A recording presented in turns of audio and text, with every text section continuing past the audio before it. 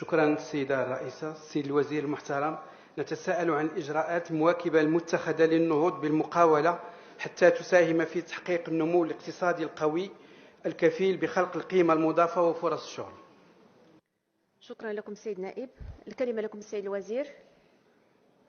شكرا سيد نائب على طرح هذا السؤال لأول مرة في تاريخ الحكومات في المغرب، وبتنسيق مع السيد رئيس الحكومة مع مختلف الوزارات المعنية قمنا بتجميع السياسات اللي عندنا اللي كتوجه نحو هذه المقاولات باش نشوفوا الشق اللي عنده علاقة ب يعني الأجور، والشق اللي عنده علاقة بالكلفة ديال اليد العاملة، والشق اللي عنده علاقة بعض الأمور اللي كتعلق بالقطاع غير المهيكل.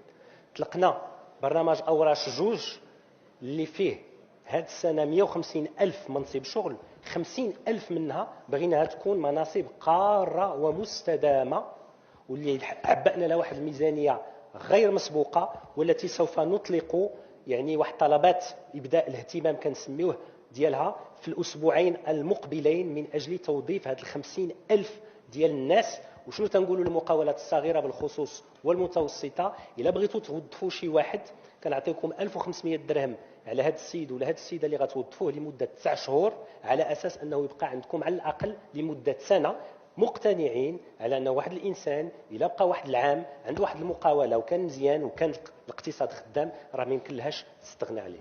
لاول مره قلنا له ماشي غنعطيكم غير هاد 1500 درهم لمده 9 شهور، غادي نزيدكم مصاريف التكوين التاهيلي ديال هذا الانسان هذا في اطار تكوينات غتختاروا نتوما شكون اللي غيكونوا باش نخفوا عليكم العبء. ثالثا، الا كانت هذه المقاوله خلقت ما بين 2015 و 2026 الى حدود 10000 درهم في الصالير، راه ما كتخلصوش لامبو سور لو ريفوني وما كتخلصوش كذلك لا سي ان اس اس. رابعا، زدنا على هذا الشيء على انه واحد العدد المقاولات في القطاع غير المهيكل اللي اول مره كنعطيهم واحد الشيك باش يخلصوا الكرا ديال تقريبا 10000 درهم. هذه ما عمرها ما كانت بعدا عندنا. هذه امور واخا تنجربوها الا نجحت في هذه الشهور المقبله السنه المقبله نمشيو ابعد بكثير. شكرا لكم سيد الوزير. تعقيب لكم السيد النائب.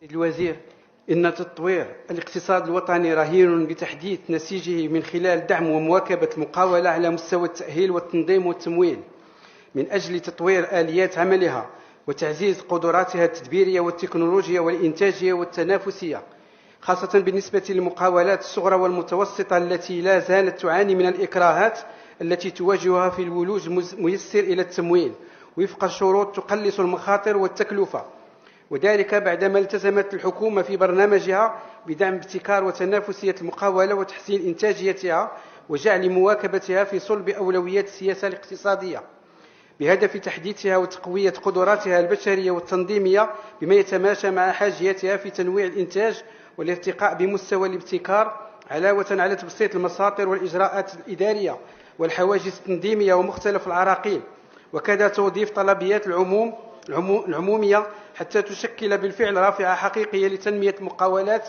من خلال منحها الفرص اللازمة لتعزيز موقعها في النسيج الاقتصادي وتحسين أجال الأداء. في هذا السياق لا بد من الإشارة إلى الصعوبات التي يواجهها إقليم النواصر بما فيها جماعة بوسكورة، خاصة منطقة الحفاية ورمل الهلال ومنطقة ولاد عزوز منطقة عين الجمعة بجماعة ولاد عزوز، فيما يتعلق بتأهيلها من حيث البنيات التحتية كالطرق وتطهير السائل والإنارة والماء الصالح للشرب وغيرها من الأدوات التحفيزية من أجل الاستثمار الأمثل للمؤهلات التي تتوفر عليها لخلق فرص شغل بالنسبة لأبناء المنطقة. وشكرا.